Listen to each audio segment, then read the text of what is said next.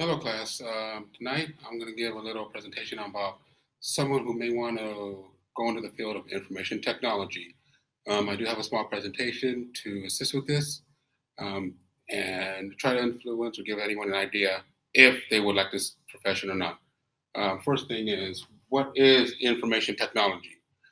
Basically, information technology is a group of equipment or a field where you're using anything from electronics, computers, printers, tablets, smartphones, or any device that uses some kind of networking internet connection to use for your daily jobs. This field's an always changing field, never the same thing any one day. It's from day to day, you learn something new. You can buy something today, 6 months, a couple months down the road, it's out of date, slow, and behind. What branches or what areas in the IT are there? There's a few. There's probably plenty more, but I'm going to go over a few that I work in as now. One is hardware.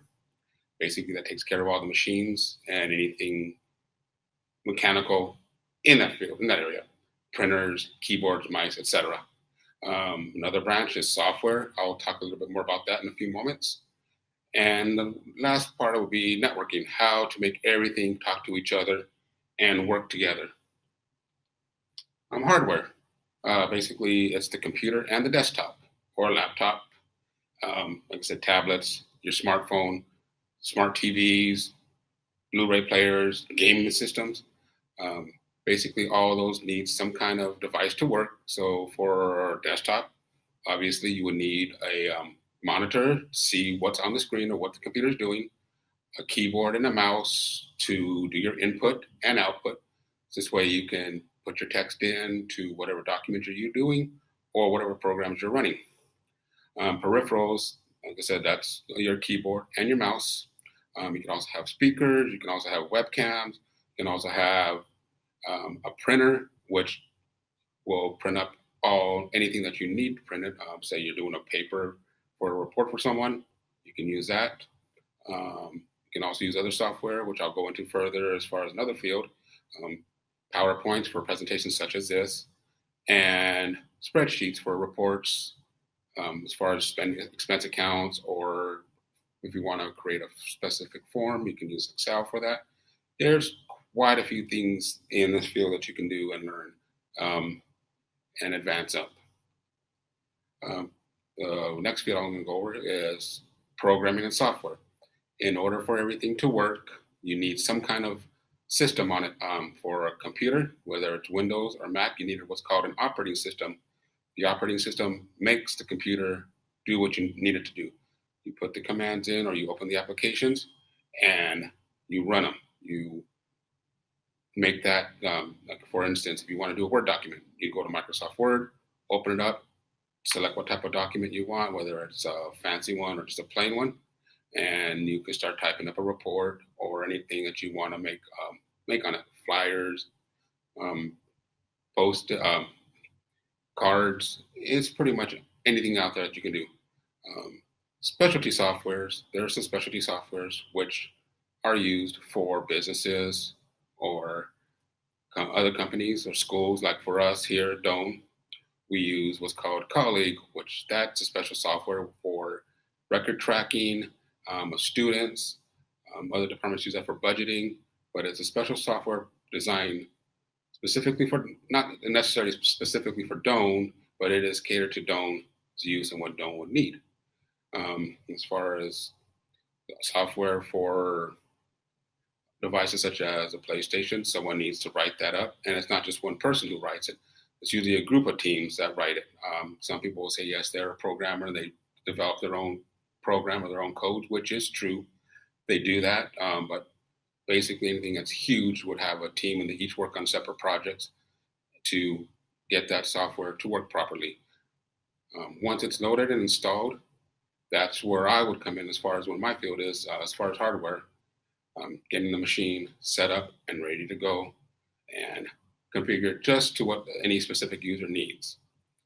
The next area I'm going to go into will be what's called networking. How do we get all these devices to talk to each other? Well, one thing, what a network is any group of computers connected together from whether it's a home network, which is a few machines, to school, business, or thousands of machines. They all need to talk to each other some way, somehow. Um, Going over that, which is what's called a WAN, Wide Area Network, that allows an internet connection to be brought into a building from a provider such as Spectrum, Comcast, Verizon, or any type of big company that has telecom services. What that does, it allows a connection to other computers outside from your building. That person who would take care of this is either a network engineer, network administrator, or a network admin. And what it does, what they would do is, before their computers inside of a building or inside of an office unit can talk to anything, they have to have some kind of way to keep traffic from coming into if that's not wanted, and that's with a firewall, and that keeps unwanted traffic from coming in. In order to let all the devices talk to each other, you need what's called a router, and what that does, it assigns each individual machine a specific address, so it's known on the network. So if they need some kind of request, like they want to go to the internet, you go to open your web browser, type in the address www.yahoo.com. It goes out, hello, I'm out here. I want to see your web page. That request goes out and it comes back in, and then your Yahoo page will show up. So the hardware that's used, as I said, are routers, switches, servers. Those are all devices that are used to allow people to connect with other services or each other.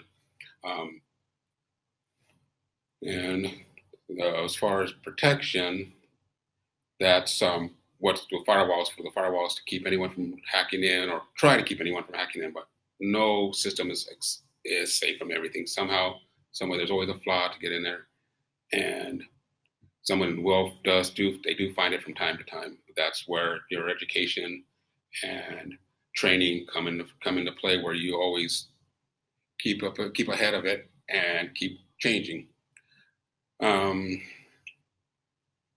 Now, networks aren't limited. There's ways to limit access levels. Here at Doane, we have multiple networks to say where students have access to certain resources that students can have access to. Faculty and staff have their own access level. So it's a different network which allows us to have a fairly unlimited number of machines on that network. So students can't access anything that the faculty has unless they give them special permission. And that's why that works out fairly well. So we can work and keep going without having to worry about anyone getting into something that they shouldn't. The last place is not just technology. Most people would think technology, you're just a geek, someone who tinkers with machines, gets them set up, gets them working. No, it's a business. You may not think of it as a coworker as being a customer, but that customer is your person that you're working for, that you're trying to help get them going. One thing that's really important is to use clear communication skills with people when you're speaking with them. Don't try to, if you're in this field, don't try to use too much tech jargon where they won't understand you. One thing to learn is that you need to ask more in-depth questions. I myself would get calls saying, my computer's not working. Okay. Not working, how? Is it not turning on? Is it frozen? I need to try to get more questions and ask other questions. Is your monitor on? Do you have any lights? Is it making any sounds? And I can pretty much have them check something as simple as a power strip.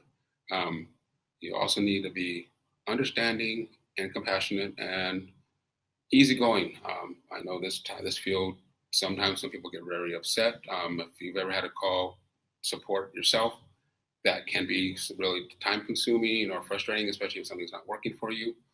But the best thing to do if you do choose this field is don't stop learning. Something new comes up every day. The best place to find and continue, besides reading books, technology blogs, Google search. Google is your best friend. You can almost find anything. If something's not working on your computer and you're not sure of it, hey, do a Google search. Just put in exactly what's happening, and somehow that might come up. But If you were to choose this field, it is very rewarding. It can be tiring at times, but just like any other occupation, you make it how you want it. Um, so, if this is the field you would like to go into, be do your best, and it will be very rewarding to you. Thank you.